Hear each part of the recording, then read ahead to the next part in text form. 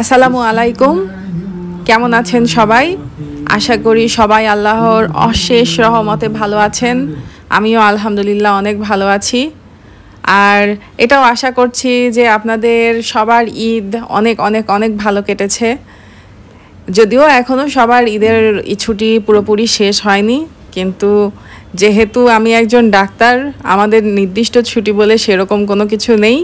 শুধু ঈদের আগের দিন, ঈদের দিন, ঈদের পরের দিন, তারপরেও সবসময় অনকলে থাকতে হয়েছে।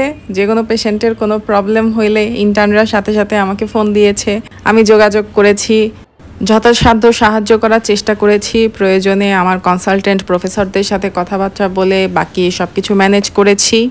আমাদের প্রফেশনে তো ব্যাপারটা এরকম যে হাসপাতাল খাতগুলো আসলে কখনো পুরোপুরি বন্ধ থাকে না, তো সেটা ঈদ হোক বা অন্য যে কোনো পরিস্থিতিই হোক। তো হাসপাতাল সবসময়ই খোলা থাকবে, আর একটা মেডিকেল কলেজ হাসপাতাল তো খোলা থাকবে, এটাই স্বাভাবিক। তো এই আজকের ভিডিওটা তৈরি করছি আমি ঈদের 2 দিন পরের ভিডিও। এটা একটা ইমার্জেন্সি অপারেশন ছিল, আর আমার ডিউটি ছিল এই দিন পুরো আমাদের সার্জারি ডিপার্টমেন্টটা দেখার জন্য। তো এদিন আমাকে যেতে হয়েছে। এবং আমার একটা মজার ঘটনা বলি তোমাদের সাথে, যে আমার কনসালটেন্ট যিনি আছেন, উনি সাধারণত আমাকে সারাদিন সবসময় বকাঝকার উপরেই রাখেন। তার আগে তোমাদেরকে আমি এটাও বলে দিই যে আমি একজন জেনারেল সার্জারি ট্রেইনি এখানে। তো আমি সবসময় বকার উপরেই থাকি, সবসময় স্যার আমাকে বকার উপরেই রাখেন। একটু ভুল ত্রুটি হলেই সবসময় বকা, এই বকা সেই বকা। তো মোটামুটি নাখুশি বলা চলে আমার উপরে স্যার। তো এই দিন হয়েছে কি, যে আমরা অপারেশন রেখেছি এবং স্যার বারবার করে বলে দিয়েছেন যদি আমি না আসি তাহলে স্যার অপারেশন করবেন না। এটা আমার জন্য অনেক বড় একটা অ্যাচিভমেন্ট ছিল, আলহামদুলিল্লাহ, যে স্যার বলেছেন এই কথা।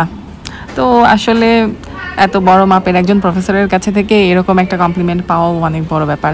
এই কারণে আমি অনেক খুশি ছিলাম। তো অপারেশন শেষ করে তোমাদের সাথে একটু শেয়ার করব আমার ইন্টার্নদের কিছু করুণ কাহিনী। ব্যাপারটা হইল যে ডাক্তারদের যে আসলে নিজেদের পার্সোনাল লাইফ বলে কোনো কিছু নেই, এটাই তার প্রমাণ।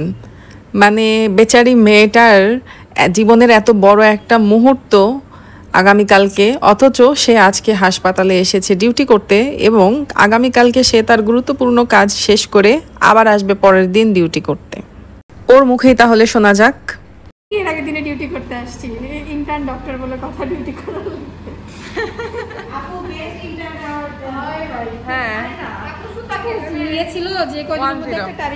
মানে ও আজকে সারাদিন এই হাসপাতালে থাকবে, ডিউটি করবে, বাসায় যাবে, তারপরে কালকে ওর বিয়ে হবে, তারপরে আবার ও রাতে চলে আসবে। মানে তাহলে কি হলো?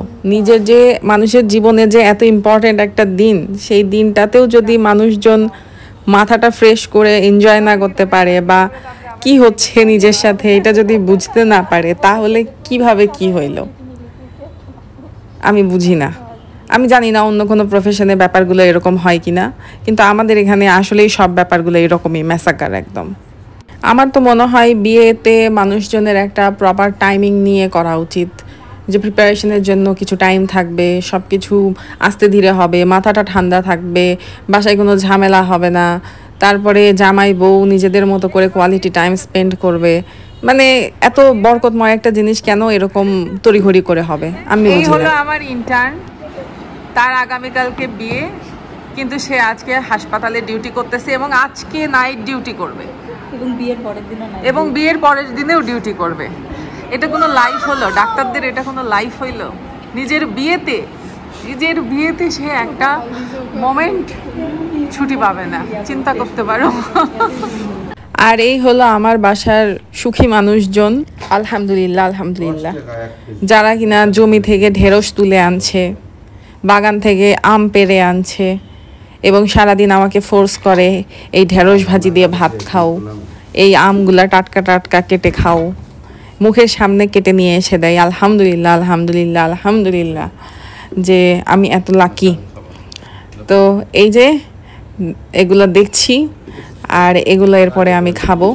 যদিও ঢেঁড়স ভাজিটা দিয়ে ভাত খেতে পারিনি বেশি, কারণ আমার খাওয়ার রুচি নেই। তোমাদের আমি আগেও বলেছি ভিডিওতে, আমার মাঝে মাঝে খাওয়ার রুচি থাকে না। আর ঈদের পরে আমাদের এই স্পেশালি এই কোরবানির ঈদের পরে ব্যাপারটা এমন হয় যে প্রত্যেকদিন গরুর গোশ বা খাসির গোশ খেতে খেতে অবস্থাটা এত খারাপ হয়ে যায় যে মনে হয় মাছ পেলে একটু ভালো লাগতো।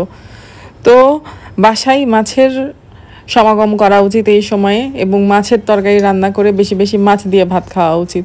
তাহলে মনে হবে জীবন ধন্য হয়ে যাচ্ছে, জীবন সুন্দর হয়ে যাচ্ছে। তো আমার আম্মু এই যে ট্যাংরা মাছগুলো পরিষ্কার করে নিচ্ছে, আর এই ট্যাংরা মাছগুলো দিয়ে আমার সবচেয়ে প্রিয় একটা তরকারি রান্না করবে, সেটা হচ্ছে করলা দিয়ে, ট্যাংরা মাছ আর করলা। আর যে ট্যাংরা মাছগুলোতে ডিম থাকে সেগুলো আরও বেশি মজা, আর এই ছোট সাইজের ট্যাংরা মাছগুলো সবচেয়ে মজা। তোমাদের কার কার এই করলা দিয়ে ট্যাংরা মাছের ঝোল ভালো লাগে আমাকে কমেন্টে জানাবে, যারা খাও না তারাও জানাবে। যদি তোমরা চাও আমি আমার আম্মুর রেসিপি শেয়ার করব তোমাদের সাথে এরপরের একটা ভিডিওতে। একবার খেলে পাগল হয়ে যাবে, জাস্ট এত মজা হয়, একটুও তিতা লাগে না, অথবা তিতা লাগলেও একটু কম লাগে। আলু দিয়ে, করলা দিয়ে, ট্যাংরা মাছ দিয়ে ঝোল হবে, খুব মজা হবে, এবং এটা দিয়ে প্লেটের পর প্লেট ভাত খেয়ে ফেলা যায়। এটা একটা মাছের বাজারের ভিডিও। মাছ কিনতে গিয়েছিল আম্মু, তো সেখানে যে মনে হয় আম্মুর মনে হয়েছে যে মাছের ভিডিও করা দরকার, মাছগুলো অনেক সুন্দর, তাই সুন্দর করে ভিডিও করে এনেছে আম্মু। সুন্দর, মাশাআল্লাহ।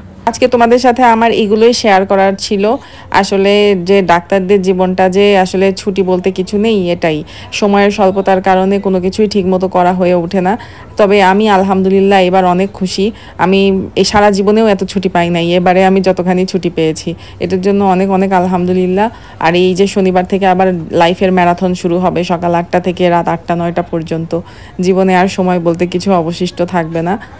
তো যাই হোক, আমি আমার এই 2-3 দিনের মধ্যেই আমার রুটিনটাকে একদম ঠিক করে ফেলতে হবে। সেটা হলো ভোরবেলা করে ঘুম থেকে ওঠার যে ব্যাপারটা ছিল, তোমাদের সাথে আমি এর আগের ভিডিওতেও শেয়ার করেছিলাম যে তাহাজ্জুদে আমি উঠতে চাই।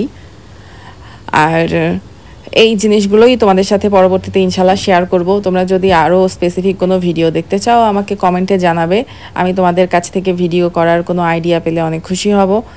আর তোমরা উইকলি কয়টা করে ভিডিও চাও আমার কাছে থেকে, বা কোনো শিক্ষামূলক ভিডিও বা কোনো মেডিকেলীয় কোনো ভিডিও চাও কিনা, এটাও আমাকে জানাতে ভুলবে না। তোমাদের কমেন্টের অপেক্ষায় থাকবো, এবং ভালো লাগলে লাইক, কমেন্ট, সাবস্ক্রাইব সব কিছু করে ফেলতে পারো। আর জিলহজের এই সময়টা অনেক প্রিয় ছিল আমার, আলহামদুলিল্লাহ এটা জীবনে ভালো একটা পরিবর্তন এনেছে। এবং তোমরা সবাই আমার জন্য অনেক অনেক দোয়া করবে যেন আমি ভালো থাকি, সুস্থ থাকি। তোমাদের জন্য অনেক দোয়া। আল্লাহ হাফেজ।